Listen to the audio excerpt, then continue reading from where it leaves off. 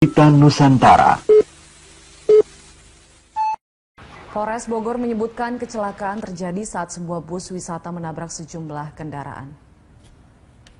Kecelakaan terjadi sekitar pukul 17.15 waktu Indonesia Barat pada Sabtu sore. Insiden itu terjadi di Jalan Raya Puncak, kawasan Tanjakan Selarong, Kecamatan Megamendung, Kabupaten Bogor. Bus wisata HS Transport yang syarat penumpang diduga mengalami remblong dan menabrak sekitar 8 kendaraan yang ada di depannya. Polisi menyatakan bus wisata HS Transport menabrak setidaknya 6 buah mobil dan 2 sepeda motor. Polisi kemudian melakukan evakuasi korban dan kendaraan dari lokasi agar aktivitas kawasan Puncak bisa segera kembali normal.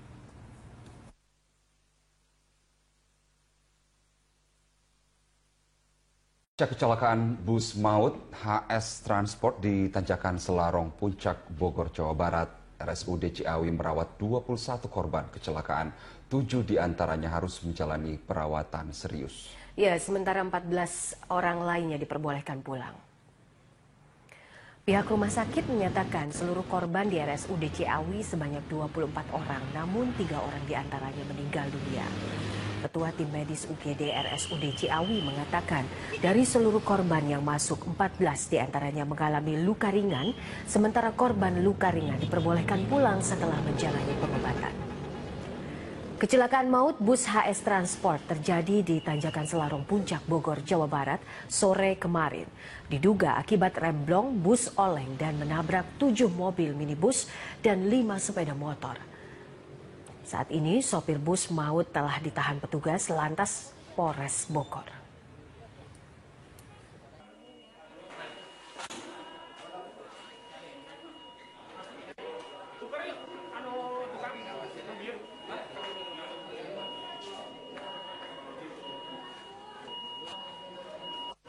Yang korban meninggal langsung ke kamar jenazah 2 orang, yang satu lagi meninggal di sini. Meninggal di rata-rata mereka kenapa Pak dengan sakitnya? Kalau untuk yang langsung ke kamar jenazah sih saya kurang tahu ya penyebabnya kenapa sih sampai kita langsung sini langsung tidak sadarkan diri, sudah tidak bernyawa.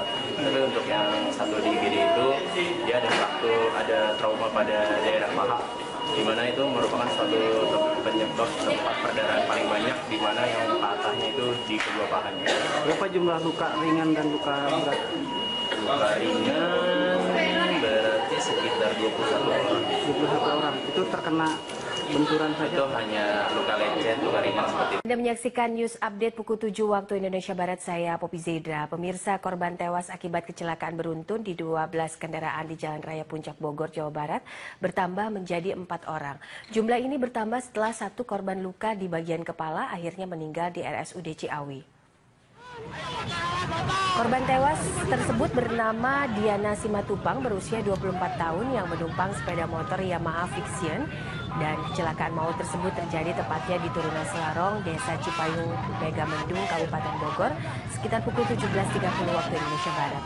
Saat melintas di lokasi kejadian, bus tiba-tiba hilang kendali dan bergerak ke kanan jalan. Akibatnya bus pariwisata HS menabrak 7 mobil dan 5 motor. Saat ini polisi telah menahan sopir bus HS yang berinisial BH.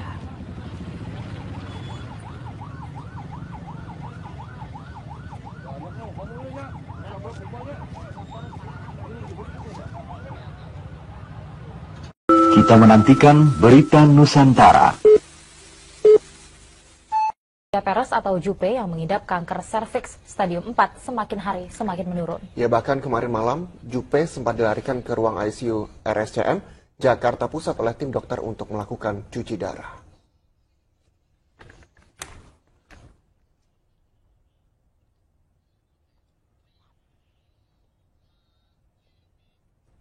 Tim dokter dari RSCM langsung membawa Julia Peres atau Jupe menuju ruang ICU untuk cuci darah. Selembar kain terlihat menutupi wajah Jupe saat proses pemindahan. Hingga kini kondisi Jupe semakin memprihatinkan. Sejumlah sahabat pun terus berdatangan untuk menjenguk sekaligus mendoakan artis sekaligus penyanyi dangdut ini.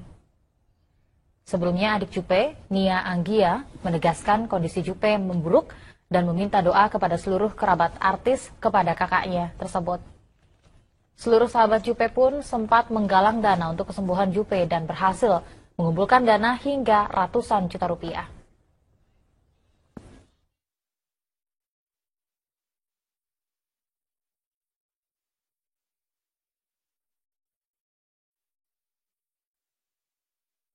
Ya, pemirsa, untuk mengetahui kondisi terkini kesehatan Julia Perez, kita segera bergabung dengan Rafika Sundawa langsung dari RCM Jakarta Pusat. Rafika, bagaimana kondisi terakhir dari artis Julia Perez?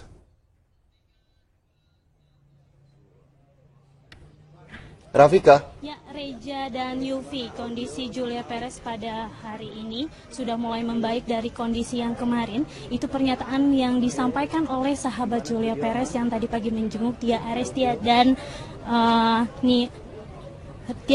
Tika Priyatna, mengatakan bahwa Julia Perez sudah bisa merespon kehadiran mereka walaupun hanya dengan mengedipkan matanya saja. Dan Rico Ceper yang tadi siang juga menjenguk juga mengatakan kondisinya sudah mulai membaik dari kemarin karena malam kemarin sudah melakukan pencucian darah dan sudah merespon kehadirannya dengan membuka matanya walaupun hanya sedikit.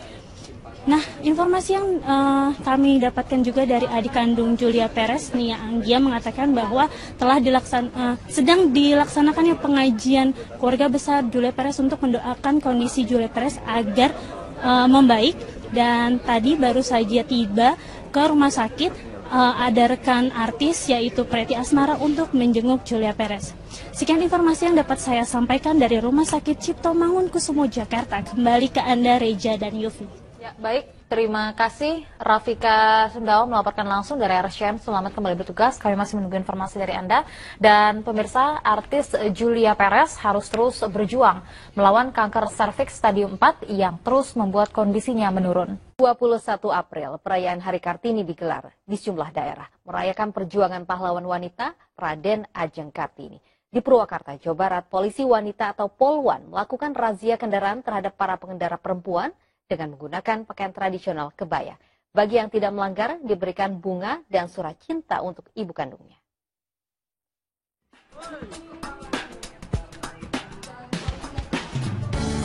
Inilah yang dilakukan Polwan Satlantas Polres Purwakarta dalam memperingati Hari Kartini. Mereka menggelar razia kendaraan di Jalan Baru, Kebonkolot, Purwakarta Kota. Ada yang unik dalam razia kali ini, para polwan mengenakan pakaian tradisional kebaya dan sanggul. Sedangkan yang dirazia adalah para pengendara perempuan.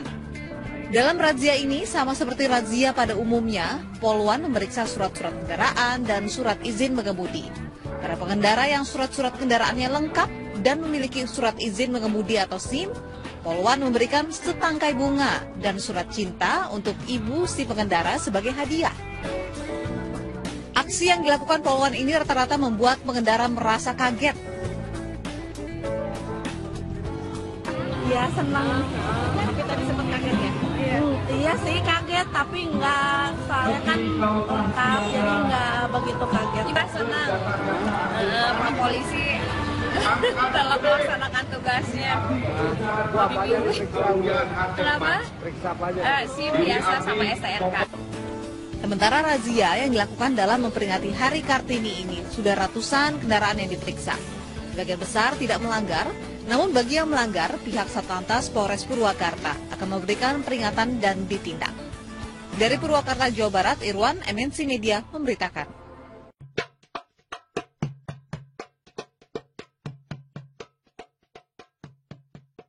Selamat pagi, Pak Kendro. Nah, Pak Kendro, masih banyak yang belum mengerti bagaimana cara aplikasi Mata Rakyat yang dapat diunduh secara mudah sekali di operating system iOS dan juga operating system Android yang sudah dapat digunakan. Nah, bagaimana sih sebenarnya cara kerja dari Mata Rakyat ini? Oke, ya, pertama setelah diunduh aplikasinya gratis memang, dan ini menggunakan istilahnya crowdsourcing, jadi siapapun bisa kontribusi. Partisipasi masyarakat. Betul. Kemudian datang ke TPS nanti pada proses penghitungan seperti Anda bilang tadi, potret plano C1 dan ketik angkanya, kemudian itu akan divalidasi oleh e-saksi di TPS yang lain secara acak. Setelah tervalidasi itu baru masuk ke server dan akan ditampilkan termasuk di Metro TV. Oke, kalau saya lihat sekarang aplikasi dari Mata Rakyat yang sudah saya buka menampilkan dari real quick count pilkada, di mana tentu saja saat ini masih posisinya masih 0% karena data belum ada yang masuk. Tapi data yang Anda gather atau data yang Anda kumpulkan adalah data dari penghitungan real di setiap TPS. Betul. Ya, jadi kami harapkan kami saat ini udah punya liputan di 13.034 TPS dari 21.000 e-saksi. Kami harapkan para e-saksi bertugas seperti janji mereka. Memang ini saya tahu Anda relawan, tapi kalau mereka semua bertugas, kami akan mendapatkan 13.034 suara dari masing-masing TPS. Nah, ini adalah titik dari penyebaran e-saksi yang sudah Anda tempatkan. Betul, persis. Ya, jadi saat ini sudah terdaftar 21.407 e-saksi yang tersebar di 13.034 TPS. Ini beberapa screenshot. Kemudian nanti kira-kira mungkin jam 3 ke atas kami udah bisa mulai melihat data yang masuk mulai dari TPS yang pertama. Nah, ini bisa dilihat nanti per TPS. Jumlah TPS ada 13.034 seluruh wilayah Jakarta, tapi jumlah e-saksi yang mendaftar dan sudah terverifikasi oleh Anda adalah 21.000. Betul. Nah, bagaimana dapat kontribusi yang mereka berikan sebanyak 21.000 ini terhadap Pilkada DKI Jakarta apa saja selain dari plano C1 yang dapat mereka berikan kepada aplikasi ini? Betul. Salah satu fitur baru di putaran kedua ini kami menambahkan namanya menu lapor kejadian. Jadi itu setiap e-saksi bisa mengambil foto dan kemudian mengetik berita. Itu menjadi semacam citizen journalism. Ya, jadi nanti kami akan bisa pantau, termasuk mungkin bisa jadi narasumber Metro TV kalau dianggap itu berita yang menarik. Betul, jadi ini adalah salah satu dari pintu bagi masyarakat untuk dapat melaporkan dari kejadian-kejadian yang mungkin mereka alami menghambat mereka dalam proses pilkada kali ini. Mereka dapat menggunakan Mata Rakyat melaporkan dari kejadian dalam aplikasi tersebut. Tapi yang menjadi pertanyaan masyarakat, Pak Kendro, adalah bagaimana bisa dipercaya bahwa data yang Anda tampilkan, data yang diberikan oleh e-saksi yang Anda telah sebar di seluruh wilayah Jakarta adalah data yang valid, data yang benar. Ya, kami melakukan dua hal. Pertama yang namanya geotagging. Jadi kami tahu persis bahwa ini foto plano C1 memang diambil di TPS yang benar. Karena kita punya koordinatnya. Kedua, kami melakukan namanya peer validation. Jadi artinya data yang Anda masukkan sendiri itu nggak cukup, akan divalidasi orang lain secara acak. Kalau setelah tervalidasi, baru akan diupload ke server. Bagaimana cara validasi tersebut bekerja? Jadi cara validasi adalah e-saksi lain akan melihat angka di dalam foto plano C1 dibanding dengan angka yang Anda ketik. Kalau sama, itu dianggap cocok. Masalahnya kalau seandainya Anda secara sengaja atau tidak sengaja merubah angka yang ada di plano C1, itu kemungkinan besar e-saksi yang lain tidak akan setuju. Kalau dia tidak setuju, datanya nggak akan diupload. Bagaimana cara Anda, Mata Rakyat, untuk dapat menutup ruang bagi manipulasi data? Misalnya manipulasi dengan edit foto, maupun juga manipulasi dengan hal-hal yang lainnya. Betul. Ya, itu kami lakukan melalui geotagging, Pak. Jadi bahwa data itu benar-benar diambil di TPS yang benar. Nah, kalau kita lihat sekarang dari sebaran para e-saksi